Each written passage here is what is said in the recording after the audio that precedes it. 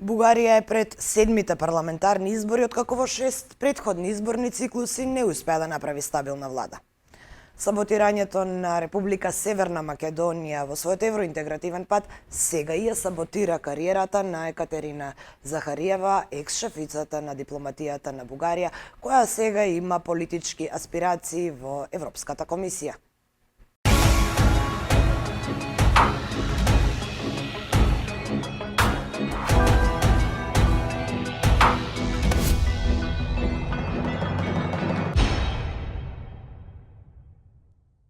Јас сум Кристина Атовска, вие гледате уште еден лавиринт.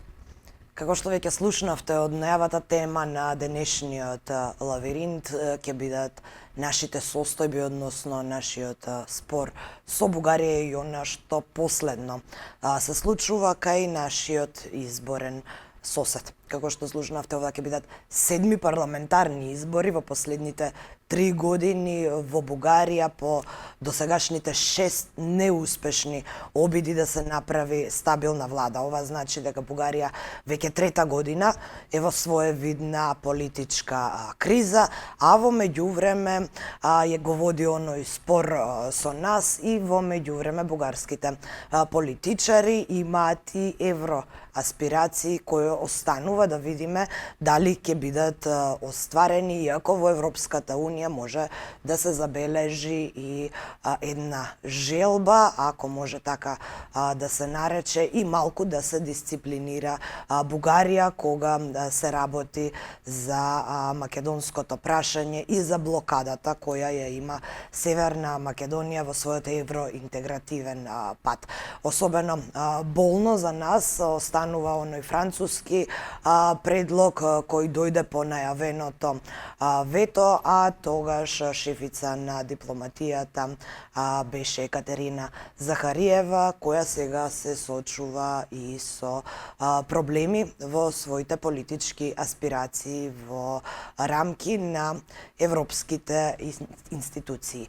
Освен за изборите, за политичката криза во Бугарија, со мојата колешка Тоња Димитрова од Бугарскиот национален сервис ќе поразговараме и на неколку други прашања, како што е неистакнувањето на македонското, на државното знаме при посетата на претседателката, но и за историската комисија, како и за пресудите, 6 пресуди кои ги има донесен Европскиот суд на човекови права против Бугарија, а се однесуваат на регистрацијата на македонските змалцински здруженија во оваа држава.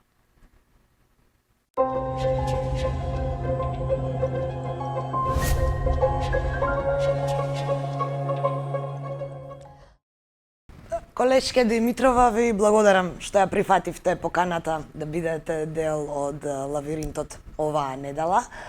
Пред се ќе почнеме ова интервју со она што е најново на политичката сцена во Бугарија, а тоа е дека Бугарија се наоѓа пред седмите парламентарни избори, откако после 6 изборни циклуси сепак не успеа да направи, никоја партија не успеа да направи стабилно парламентарно мнозинство во изминативе 3 години. Што се очекува од изборите кои се закажани по 7 пат на 27 октомври? Ние сме на прага на предизборната кампания в България за 7-ми пореден път. Не очакваме нещо различно от предишните предизборни кампании. Риториката е абсолютно същата. Всяка една от партиите говори строго на своя електорат, но не и на българите като цяло. И въобще българите са много изморени от тази политическа криза, която продължава вече 4 години. И се изморихме да ходим до урните и да даваме гласа си и след това парламентите, които избираме, да не произвеждат правителство. Надяваме се, разбира се, и този път този вод да доведе до стабилно правителство, защото тази политическа криза пречи много на пътя на България, на по-задълбочената евроинтеграция, на развитието на икономиката, на влизането в Шенген, в еврозоната. Знаете, това са стратегически цели на България. Надяват се българите, но мисля, че това отчаяние от политическата класа у нас може би ще доведе до ниска избирателна активност. Все пак има един месец предизборна кампания и много неща могат да се случат през този един месец. Дано да успеят някакси партиите да мобилизират хората, за да отидат да дадат своя глас, защото това е много важно при една демокрация, всеки един от нас да даде своя глас. Спомнавте дека се очекува ниска излезност на овој седми изборен циклус. Што ќе значи тоа за изборите во Бугарија? Каков резултат може да се очекува ако не излезе доволно голем број граѓани на овие избори? Със сигурност най-важният резултат от това е, че новоизбраните народни представители няма да са представителна извадка на българското общество, колкото по-малко хора гласуват. Това означава, че толкова и по-малко хора ще бъдат представени в нашия парламент. Естествено, това е логиката на всички избори и със сигурност по-големите партии може би не печелят и от това. По-малките партии също не печелят. Няма партия, която да печели общо взето от по-ниска избирателна активност. А и колкото е по-ниска избирателната активност, толкова по-лесно е да се правят и изборни измами, толкова по-лесно е да не бъдат честни изборите. Колкото повече хора гласуват, толкова по-трудно се случва, има влияние купения вод у нас. Очакванията са да има много раздробен парламент, което също не е добре и не е добър знак, че скоро ще има изход от политическата криза. Колкото повече партии влязат в парламента, толкова по-трудно е да се състави коалиционно правителство. Знаете, невъзможно е в България на този етап да имаме друго правителство, освен коалиционно. И зошто каде алоцирате вината или ако може да кажам, каде алоцирате причината зошто еве во 4 изборни циклуси не успеа да се состави влада, но во 2 од досегашните изборни циклуси имаше некаква влада, имаше коалиција која траеше многу кратко. Што беше причината зошто толку брзо се распадна овие коалиции? Всеки един български гражданин може да ви посочи различна причина. В основата, разбира се, на тази политическа криза тръгна от борбата с корупцията, съдебната реформа. И въпреки, че направихме конституционни промени, все пак съдебната реформа не е завършена. Няма осъдителни присъди срещу политици по високите етажи на властта. Нямаме избран нов главен прокурор на страната. Така че проблемите са толкова много и колкото по-дълго продължава тази политическа криза, те още повече се натрупват. И въпросът е, че партиите досега избираха пътя на конфронтацията една срещу друга, на конфронтация, която трудно може да бъде изгладена след изборния ден, когато вече трябва да седнат и да разговарят за съставяне на правителство. И колкото е по-остра риториката между тях, толкова е по-трудно след това да бъде постигнато споразумение. Това, което наблюдаваме в момента е малко по-умерен тон или поне стремеж да бъде умерен тона. Знаете, предишната предизборна кампания беше белязана от тежки компромати, от множество скандали. Очакванията сега са тона да е по-мек, но пък имаме сериозна криза и разделение в ДПС. Движението за права и свободи, което има противоборство там. Не знаем как ще завърши. Може би тези избори ще покажат и въобще каква е тенденцията в тази партия, която играла изключително важна роля през последните 35 години на демокрация в България и е изключително важна за нормалния политически процес в страната ни. Сега ние од веројатно 2020 година навака слушаме дека Македонија или Северна Македонија е се почесто дел од говорите или од реториката на бугарските политичари. Колку е Северна Македонија или нашиот билатерален спор дел од реториката или тема на разговор на претендентите за премиерско место или на претендентите на партиите кои сакаат да оформат влада, особено во овој предизборен период? Ако трябва да отговоря от гледна точка на българските граждани, Северна Македония въобще не е в дневния ред на българските граждани. Българските граждани имат много добро отношение към македонците, много добро отношение към страната. Ако трябва да говоря за политическите партии, също не мисля, че е в дневния ред на политическите партии и изкуствено тази тема е налагана в дневния ред в България и то налагана от остри изказвания, доста спорни изказвания от страна на македонски политици в Скопие. И изказвания, които не могат да останат без реакция от българска страна, тъй като в някои случаи дори преминават добрия тон и възпитания тон на поведение между политици от различни държави. Така че мисля, че доста изкуствено тази тема е налагана като в дневния ред, както на македонците, така и на българите. А дали таа реторика или дали темата поврзана со Македонија може да има некаков ефект врз гласот кој го даваат бугарите на изборите? По мое мнение, мина времето, когато темата Северна Македония носеше политически дивиденти на политиците тук в България. По-скоро в момента спорът между Скопие и София би донесъл политически дивиденти на управляващите в Северна Македония, но не и в България. Няма партия тук, която да печели по някакъв начин гласове или подкрепа или привърженици, защото има остра позиция спрямо Северна Македония или поне не се наблюдава това да се отразява на гласа на българите и изборния резултат.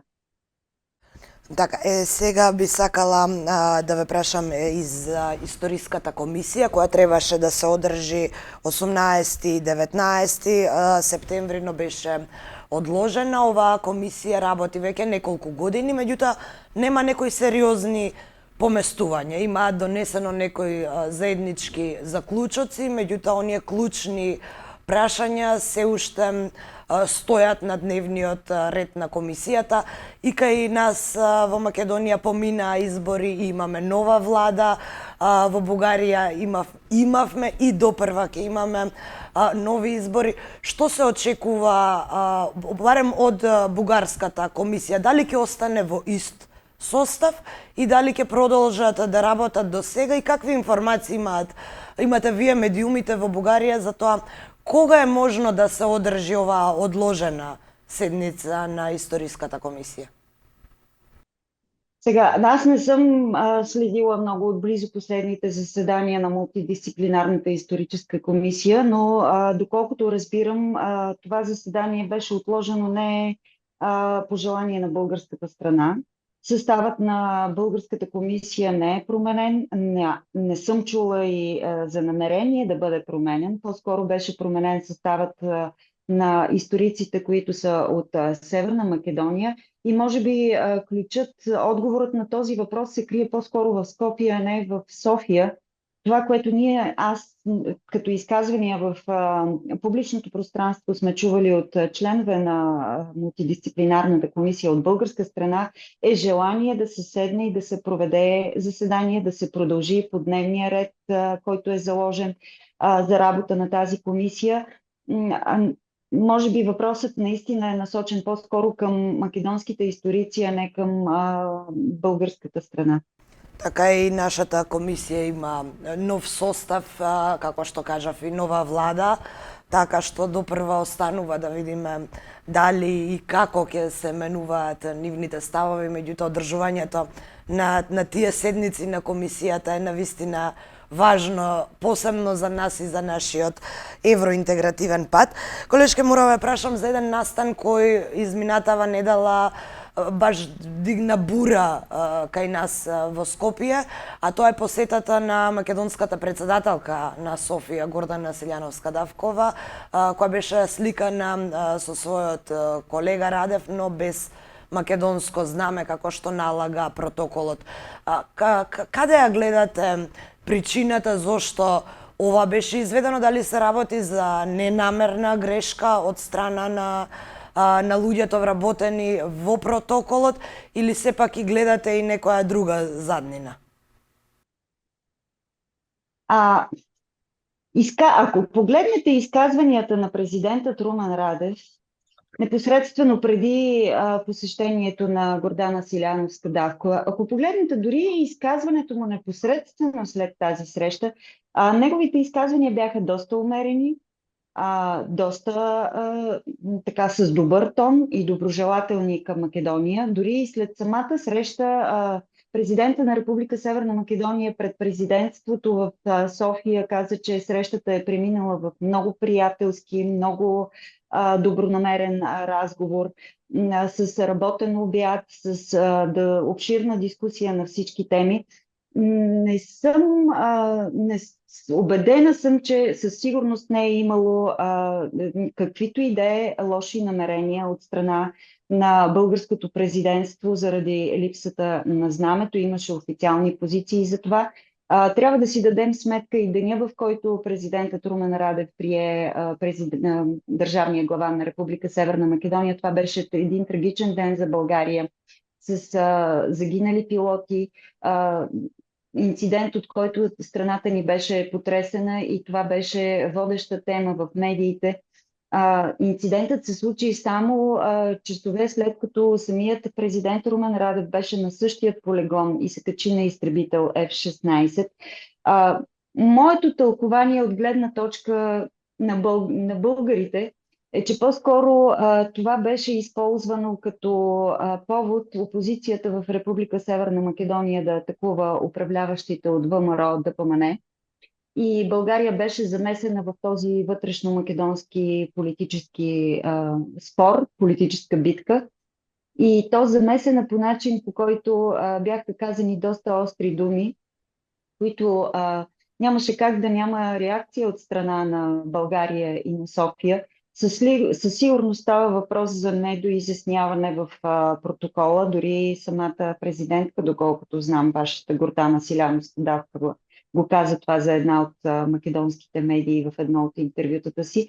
Не виждам в София някакви задни мисли, освен вече поставените ясни цели за бъдещето на Северна Македония в Европейския съюз.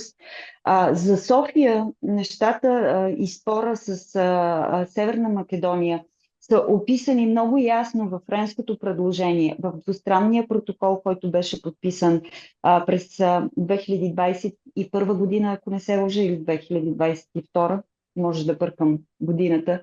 Да. А, но и няма, ние оставаме твърдо на тази позиция. Има декларация на парламента, има френско предложение, под което България е сложила подписа си като страна членка на Европейския съюз в Съвета на Европейския съюз. Има двустранен протокол, подписан от външните министри и на Скопие, и в София. Тук беше в София подписан от тогавашната външна министърка Теодора Генчовска и от Бояр Османи. Проблемът по-скоро е в Северна Македония. Това, което ние чуваме от политиците в Северна Македония. Намерение за нова интерпретация на френското предложение, за приемане на конституционни промени с отложено действие. Това са все неща, които Скопие трябва да изясни като стратегия по какъв път иска да върви. И в случая в България не виждам промяна в нито една политическа партия. Нещо много, много повече. Няма и противоборство между българските политически партии по темата Северна Македония. Няма партия, която да е на различна позиция и да има партии, които да имат различни позиции по темата Северна Македония. По-скоро в момента работата, която трябва да се свърши е в Скопие. Сега, бидејќи ние имаме нова влада која најавува можно репреговарање на францускиот предлог, така наречен, постојат ли шанси за тоа во Бугарија? Каква е реториката поврзана со ваквите изјави на новата македонска влада? Можно ли е репреговарање?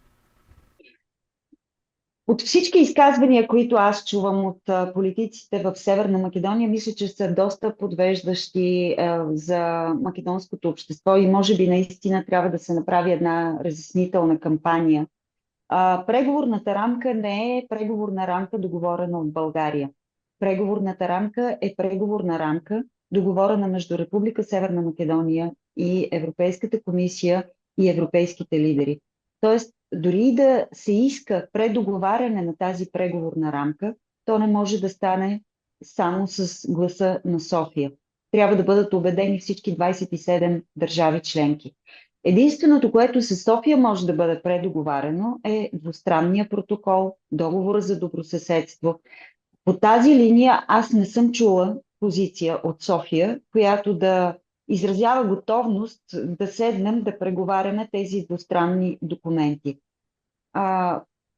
Как точно ще убедят вашите управляващите в Скопие Европейския съюз, всички 27 държави членки да променят условията, заложени в преговорната рамка? Това е нещо, което не трябва да се търси обяснение за него тук в София, а от владата в Скопие. Ние не сме чули ясна стратегия как това се случва. Така, сега она што е во рацете на Софија, тоа е сега и предупредувањето кое дојде од Советот на Европа поврзано со 6 досегашни пресуди од страна на Европскиот суд за човекови права, а се работи за неможноста на македонските здруженија да се регистрираат во Бугарија. Последно неделава првата од овие 6 пресуди веќе, како што пишуваат медиумите, стана полнолетна или наврши 18 години и сега Советот на Европа повторно и се обрати на Бугарија со подсетување дека треба да го реши овој проблем и да ги почитува одлуките на судот. Па каков е ставот во Бугарија по ова предупредување кое дојде од Советот на Европа? Постои ли желба кај бугарските политичари конечно после речиси 18 години да дозволат да се впишат во Централниот регистар македонските малцински здруженија? Тук пак ще направя едно разяснение. Не случайно тези присъди не са изпълнени, защото Конституцията на Република България не позволява регистриране на малцинства. Конституцията на Република България е построена на съвсем различна философия от Конституцията на Република Северна Македония.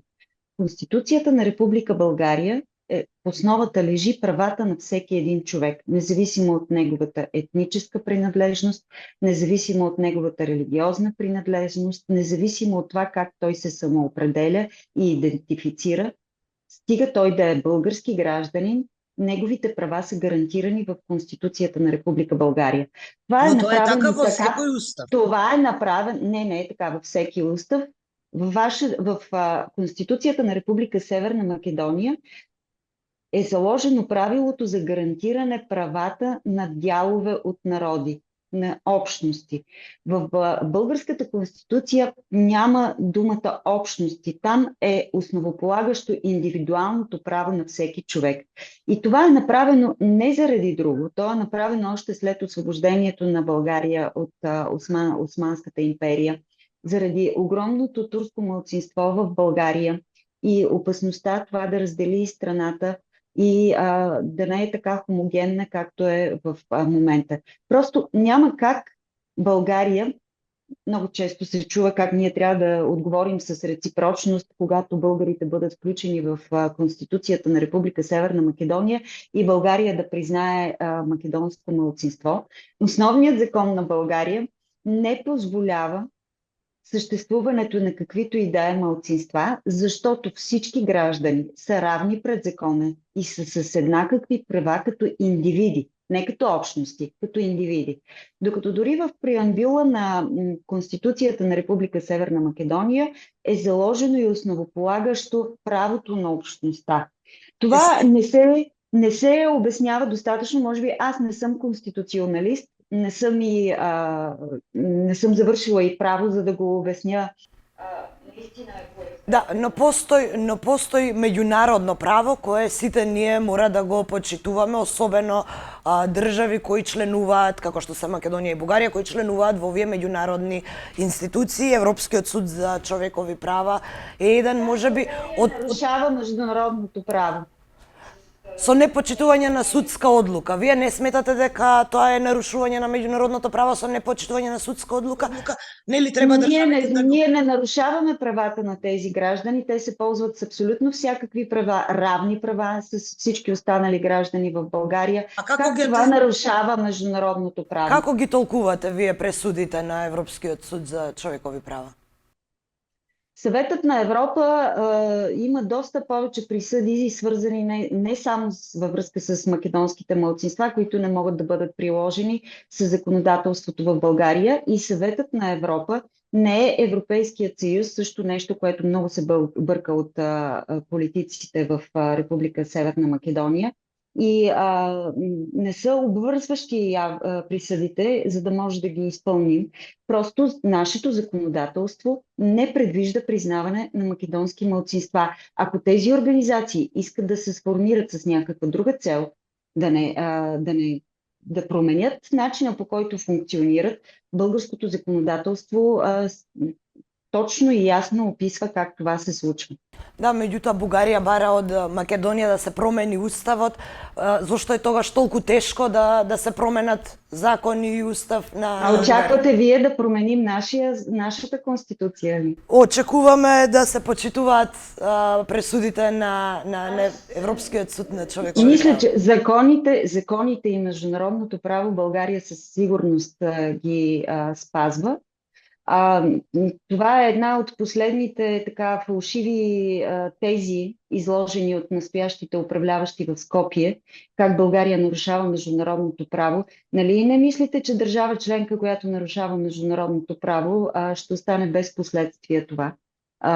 Държава членка на Европейския съюз. Все пак има доста строго законодателство Европейския съюз, хармонизиране на законодателство, за да можете да станете държава членка на Европейския съюз. И това е гаранция, че всяка една държава членка на Европейския съюз спазва международното право, защото това е едно от основните условия въобще да се присъединим към блока. Тезите, които така заблуждават македонското общество и си личи във въпросите, които на мен ми задавате, че някакси са успели политиците да внушат това в македонците, просто наистина трябва по-задълбочено проучване на нещата, така както аз съм чела преамбюла на македонската конституция. Мисля, че всеки друг може да прочете преамбюла и на българската конституция. Езиковата бариера не е толкова голяма. Сега мора да прашам за уште една вест која излезе во изминативе неколку дена.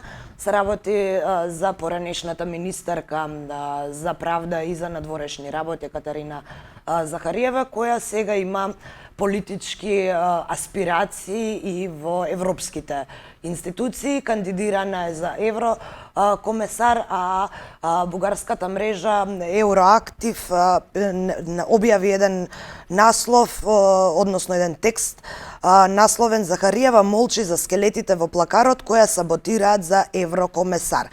Внатре во тој текст пишува дека Катерина Захариева ќе треба да одговори на некои прашања пред парламентот, а она што е наведено дека сега ја саботира нејзината политичка кариера се токму прашањата поврзани со Македонија, односно давањето, предлагањето за еден бизнисмен Орце Камчев да биде бугарски конзул, нешто што не помина, како и блокадата.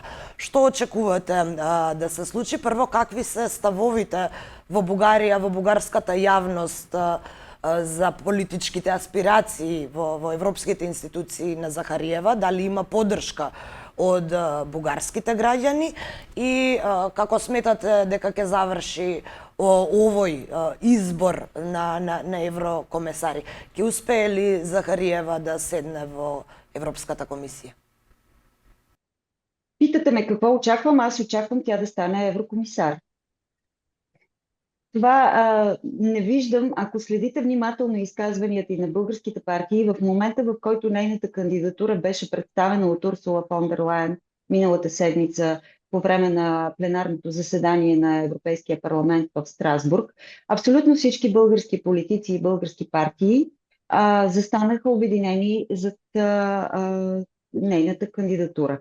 Да, имаше го този случай, повдигнаха се скелетите от миналото, но това не е удар директно в градината на Екатерина Захариева.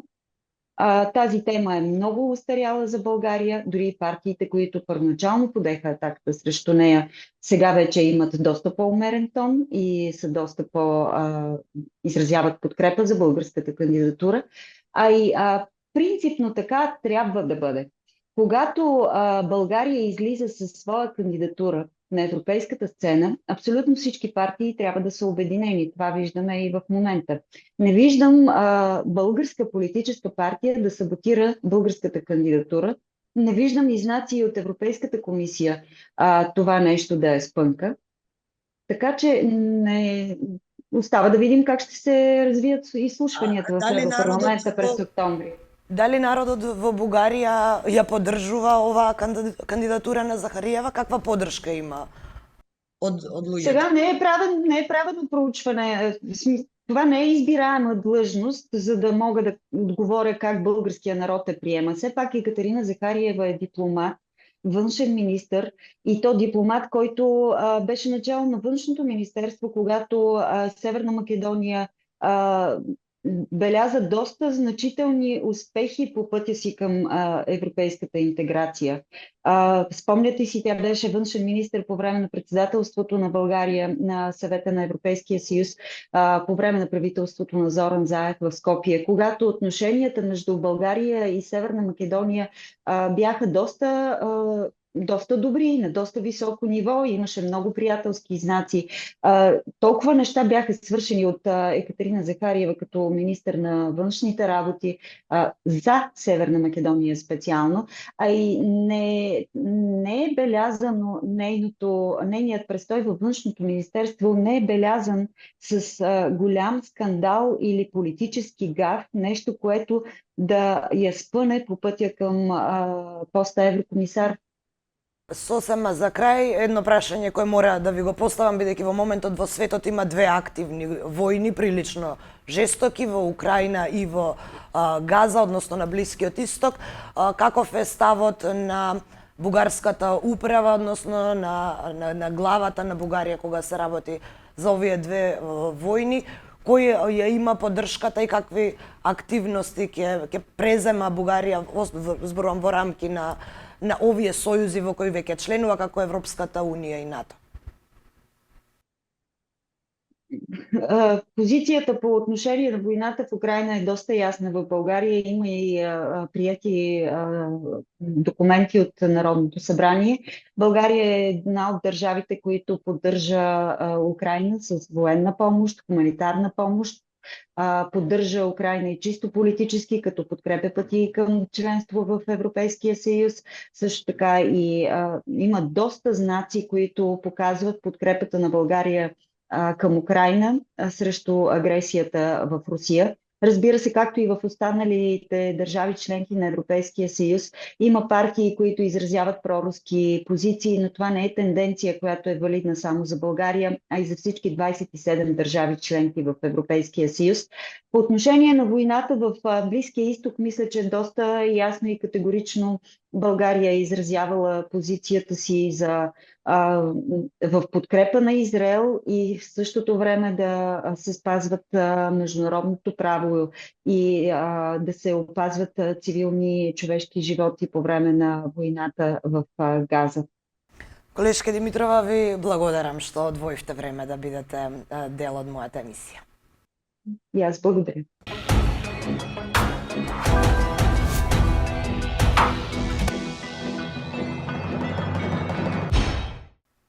Како што можевте да слушнете од разговорот со мојата колешка Димитрова од Бугарскиот национален сервис, бугарските партии, иако се во политичка криза и во неможност во 6 досегашни изборни циклуси да направат влада, сепак имаат заеднички став кога се работи за македонското прашање и за македонската историја.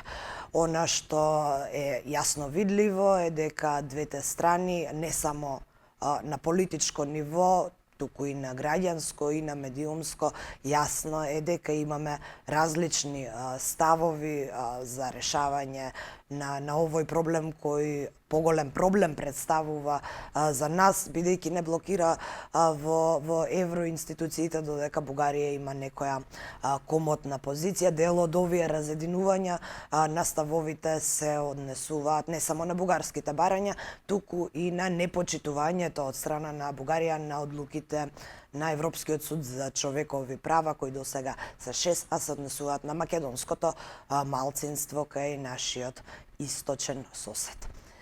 Ви благодарам за вниманието со кое не следевте. Гледајте не повторно и следниот четврток. Довидување.